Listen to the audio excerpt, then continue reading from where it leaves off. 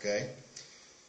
You have to have a depressed or irritable mood more days than not every single day, over and over again for these weeks or months. Okay? So it's not that you'll never feel good. You might have some good moments or good times, but not very much, and they get less and less and less the more this process goes on in your brain. So once you get really depressed, sometimes it's very hard to have any good moments. I mean, you may not feel good at all. You may just feel depressed all the time.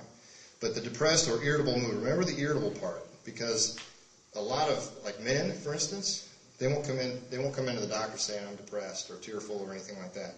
They'll be irritable. And the spouse comes in, and that's how you know they're depressed. Because the wife comes in and says, he's irritable. Okay? And that's not his normal self. I mean, yeah, of course, everybody has some irritability, but now he's irritable every day, all the time, over and over again. Another thing that occurs that goes with these other symptoms is a loss of interest. Folks start to lose interest in things that they normally enjoyed. Most folks have some kind of hobby or something they enjoy doing, whether it's going out to the shopping center and going out to eat, whether it's woodworking or different things, Whatever your hobby is, if it starts falling away and you're having these other symptoms too, really these two things are kind of critical. I mean, really without any of the other symptoms, you can almost wonder if it's 2 weeks or more and you're having these things pretty bad almost every day, that's a pretty good sign that you're depressed. So just with those two things, the loss of interest and the depressed or irritable mood. But also you typically have sleep changes. So your sleep pattern starts to get messed up on you. Sometimes you wake up in the middle of the night and you can't go back to sleep again for a couple of hours. And then you go to sleep and then you sleep till noon the next day. And then sort of 2 or 3 in the afternoon you're kind of just worn out, exhausted, fatigued, and so your sleep cycle starts to get all out of whack. So that's another symptom.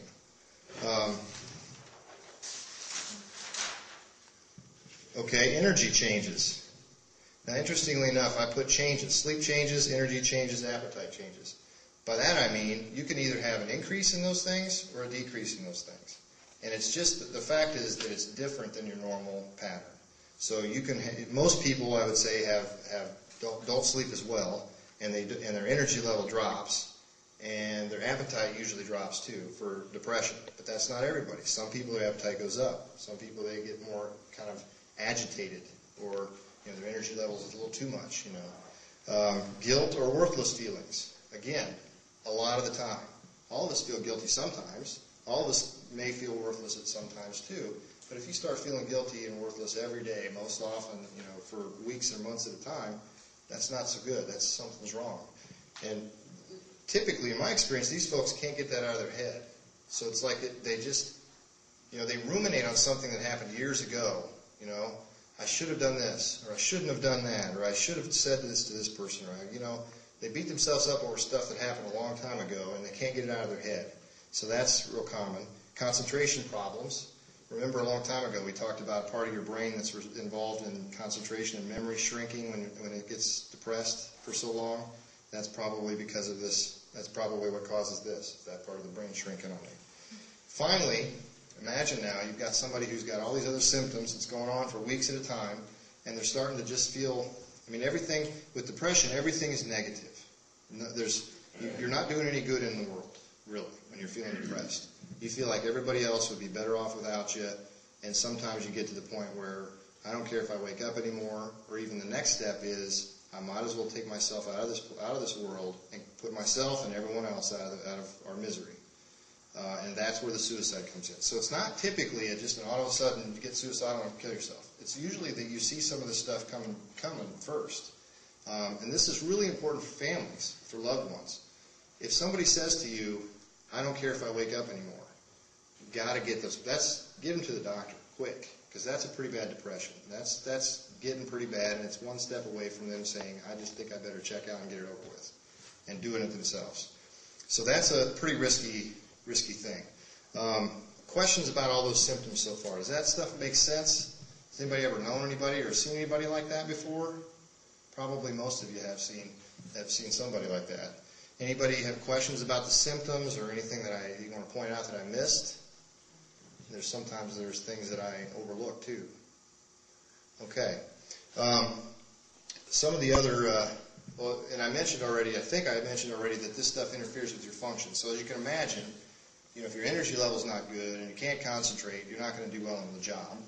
You're going to start missing days because your sleep cycle's all out of whack. So it's going to interfere a lot with your job, with school, with your relationships because of the irritability and some other stuff. And then also wanted to mention the physical symptoms. I talked a second about that, about pain. Your pain. Think about pain for a second. What part of your body tells you how bad your pain is? You guys know? It's a brain thing, so it's the brain, right? Usually when I ask those kind of questions, just to give you a hint, usually it's the brain. But yeah, it's your brain. I mean, your body tells you there's something wrong. So if you fracture your leg, your lower leg, let's say you're running along and bam, you hit that on something, you fracture it, okay? There's a signal that's sent up to your brain, but it's just a signal saying it's bad. Something bad is happening in the leg. And it's your body's way of saying, take care of this thing, do something about it. If you keep running on it, you're going to completely destroy it and permanently damage it.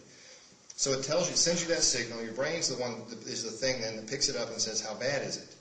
Well, if you poked yourself with a thorn or something like that, that's a little different signal than if you just broke your leg, right? Probably anybody that's broken a bone knows that it's different than if you just get a little cut or a bruise or something, correct? That's your brain telling you that, okay? If you're depressed, there's problems in your brain. It's not working like it should. So your ability to interpret pain is not the same. You're going to interpret pain worse. So pain, what normally would be a 2 out of 10 pain, let's say, 10 being like the worst pain ever, 0 being no pain at all. If you have a 2 out of 10 pain, and then you get depressed, it might be a 5 or 6 or 7 out of 10. So pain is something that goes along with depression a lot. How many folks have heard of irritable bowel syndrome? Okay. Many, many, many people that have depression and anxiety symptoms end up with GI distress of some kind. That could be irritable bowel syndrome, which presents in different ways. So a lot of people think of irritable bowels just as diarrhea, but it can also be constipation and stuff like that. But the bowels are, for some reason, very tied into the brain. And a lot of the older folks that I see with depression, they never even come in talking about depression. They come in with complaints of GI problems. One guy, well, I'll tell you the story in a minute, but one guy went up to Mayo to get worked up for this. And it was depression the whole time. Multi-million-dollar workup, depression. Once we treated the depression, he was eating fine, he gained his weight back, and the appetite and the nausea that he had was gone. Or the appetite was better and the nausea was gone. So, what causes depression?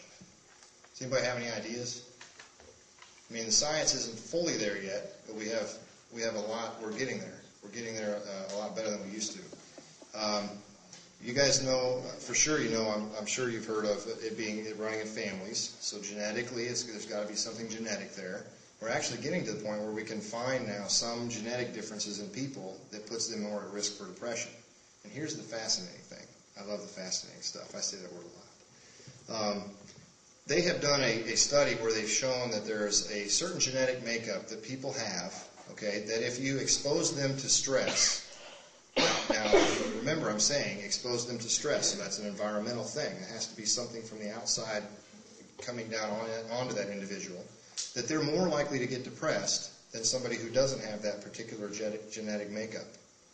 So you take, give you an example, the way they did this in animals, they did it in humans. But they did it in humans, and they looked to see how common it was for folks who had child abuse to get depressed if they had this genetic makeup and if they didn't. Ones that had the genetic makeup that put them at risk for depression and they had the child abuse, after the age of 18, 63% had depression. The folks that didn't have that genetic makeup but had the same abuse, 30%. It's twice as high. So there's a difference in the genetic makeup of the one group with the 63% incidence of depression. So that shows you that, and certainly if it's genetic, it could be inherited. So it takes both, though. If you looked at both of those groups and they didn't get stressed, they have exactly the same incidence of depression. So without the stress, they look the same. You couldn't tell. Well, with